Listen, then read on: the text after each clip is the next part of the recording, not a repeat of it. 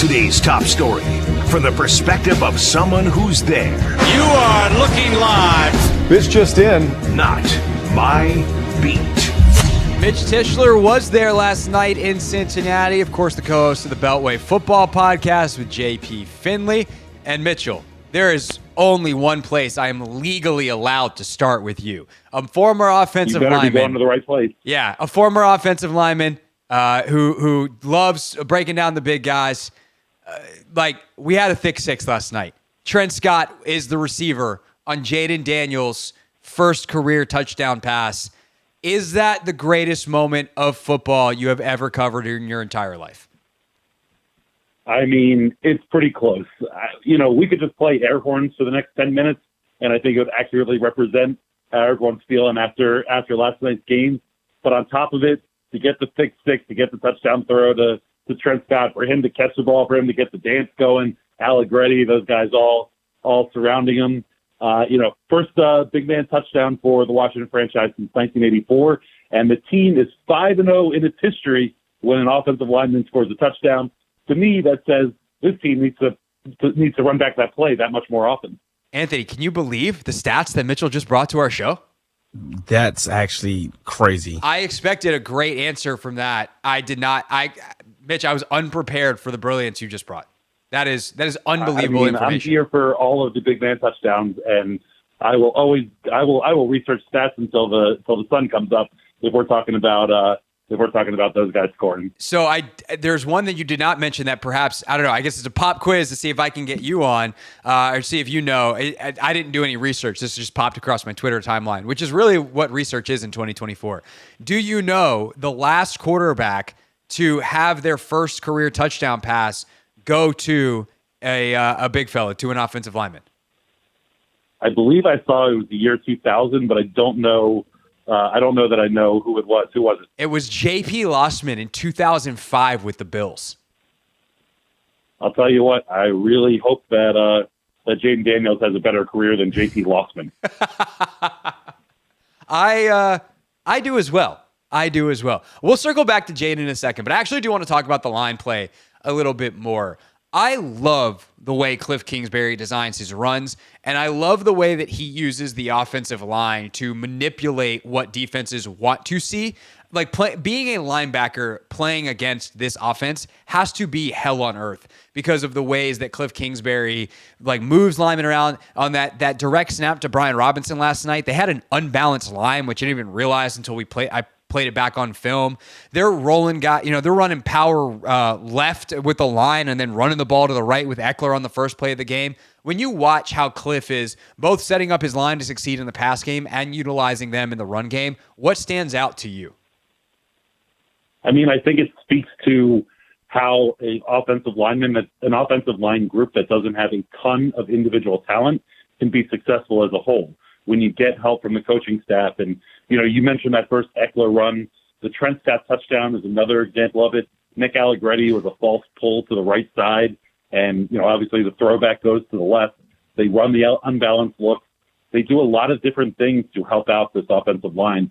And particularly in the pass game, you see what Jaden Daniels does in the backfield, all the eye candy they have, with the mesh points and, kind of not even the fast rollouts, but the slow rollouts for him kind of gives these guys an opportunity to, turn their defenders in the right direction. And I thought the offensive line played pretty very well last night.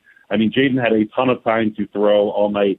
I was extremely impressed with Brandon Coleman, who they left on an island against Trey Hendrickson way more often than I really expected them to.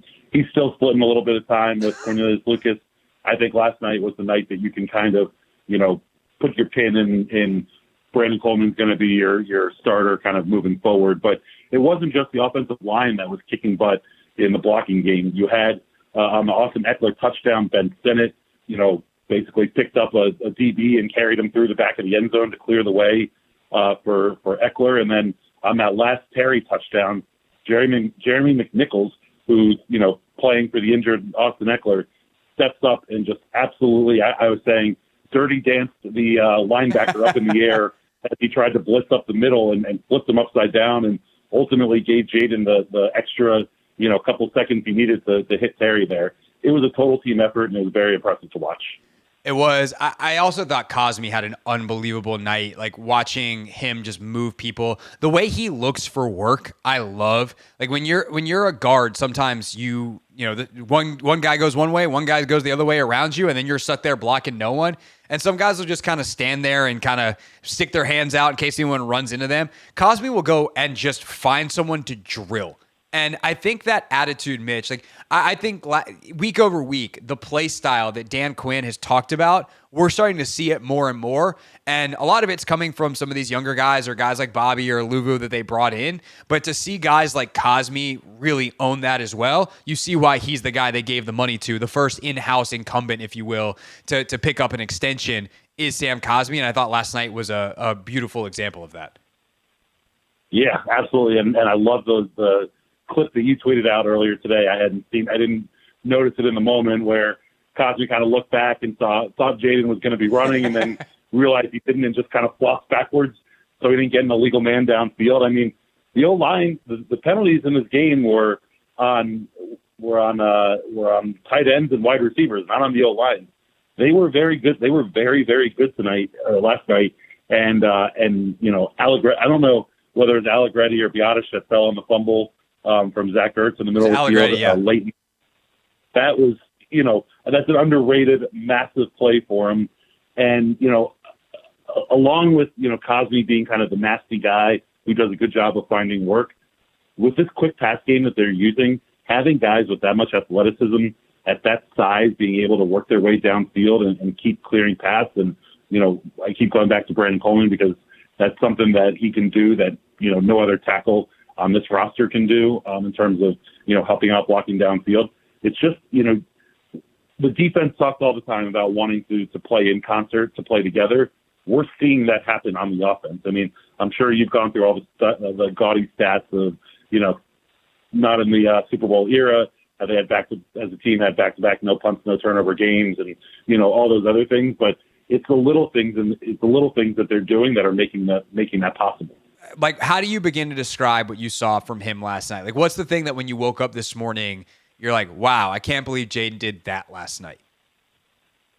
Yeah, I think, fans are probably not on this particular play, but for me, it was the play that kind of showed me that Jaden was taking steps forward and getting better as a quarterback and playing the, quarterback position, not, a tuck and run guy. And it was early on in the game.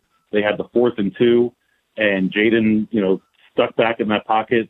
Luke McCaffrey wasn't his first read. It wasn't his second read. I would argue it probably wasn't his third read either. And you saw him scan the field and get to the receiver and deliver a ball on time with the right pace. And, they picked up that 4th down there. And to me, that just, signified, the growth that we're seeing week to week with Jaden. And I think he was 5 for 5 on the move during the game. And I liked that, when he was on the move, it wasn't only looking to run downfield. It was looking to, to make plays with his arm first. And I said during the game last night, I had a lot of deja vu to 2012, that the New Orleans game with RG3. The big difference is that you have Jaden Daniels playing the quarterback position, and he's playing it from the pocket. And that touchdown throw to Terry is just such an emblematic play also because he knows that there's going to be a free rusher. When teams bring a zero blitz, when teams bring a quote-unquote all-out blitz, at some point there's going to be a free rusher, and that free rusher is on the quarterback to beat. And Jaden did that. He got the O-line in the right position. He got the running back in the right position to block that thing up. And he stood in there and he took a big hit to deliver a big ball. And I just think that, that shows you the type of confidence he has in himself. And you see the trust being built with the receivers and the players on that team. I mean, after the game, Nick Allegretti was talking about how when you get in the huddle in the fourth quarter in a close game and you look at your quarterback and his eyes are calm, he has this demeanor that, is unflappable. He said it calms everybody else down and it makes you confident that you're going to go and do the right thing. And, that's the kind of intangible thing that Jaden brings. And it was super impressive to watch last night. And I think there's a really, really bright future for this kid. Couldn't say it better. Mitch Tischler, you can catch him on the Beltway Football Podcast with JP Finley. How late did y'all go last night? How late was the recording last night? Let me tell you, Craig, it is now 5:20 p.m. On what is today? Tuesday? Today's Tuesday. I woke up at 10 a.m. on Monday morning, and I have yet to go to sleep. So it's been it's been a whirlwind, but it was a ton of fun. We finished the pod at about 2 a.m. I had a 6 a.m. flight. And have had a bunch of work to do today, and I am eagerly looking forward to my head hitting the pillow at some point tonight and not waking up for a solid 12 hours. Yeah, I was saying, what time will you go to bed tonight, or will your body tell you? I as much as I'd like to dictate it, I think my body's going to tell me. Craig, this radio hit was my last thing of the day, and I was very excited because I love coming on with you. I love the air horns and all that. And after this, I get to take a deep breath, relax, think about how much fun the game was. I'll probably rewatch it a little bit here before I hit the hay. But it's been a really, really fun 24 hours. Yeah, it sounds like it. Let's not hold you up any longer. Go watch the game if you must, or just now's as good a time as ever, Mitch. Just, it's 5 o'clock in the afternoon. Why not go to sleep when you've been awake since 10 a.m. yesterday? Really appreciate you doing this, man. That is some soldier level effort. I love coming on with this. This is so much fun every week. You do a great job on the radio, so it's the least I can do. I appreciate that, my friend, and we'll do it again next week, much better rested, and hopefully after another win. Thanks, Mitch. All right, that's Mitch Tischler, everybody, with us here on the Hoffman Show. I think, Anthony, at the very end there, Mitch's phone went to sleep. Mitch's phone was like, Mitch, you can stay awake and watch the game. I'm done. Salute to him, man. That's tough. That's brutal. I can't do that. I don't know how. I assume it's somewhere. Yeah, he said it was a 6 a.m. flight. I would have slept on the plane at the very least. Not that it's a super long flight from Cincinnati to here, but I would have then been like, I'm going to go back and go to bed. Yeah, I mean, it ain't easy. Is what I'll say. But yeah, in the airport, on the plane, I would have got my little cat naps for sure. Yeah, it's not the best sleep, but it's better than nothing. I think the worst. I have two that come to mind.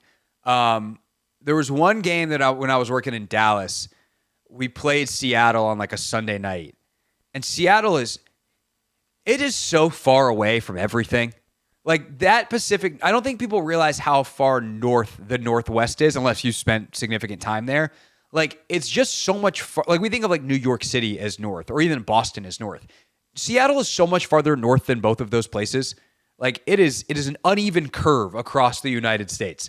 And so we, Sunday night you finish, it's West Coast time, but still by the time we flew back, like we landed at like 5 a.m. That stunk. And then there was a Monday night game here when I was on the beat in Philly, and my hotel was like 45 minutes away from the stadium. And I think initially, like JP Finley had a hotel room, and JP was like, "I'm not going to use it. Here's my room key. It's much closer." I went.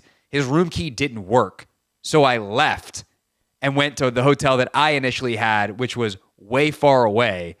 And yeah, it was like I probably didn't go to sleep till after 3 that night, and I probably had to be on with the junkies the next morning. Yeah, that's crazy. Those were the mornings when Drab would be like, "Hey, what time do you want to come on tomorrow?" And I would go, 9:40. Your show ends at 10, right? Last segment of the show. 9:40. How does that sound? We'll end the show because that is the best chance of me being coherent. What's up, kiddos? It's your boy Clinton Yates from ESPN.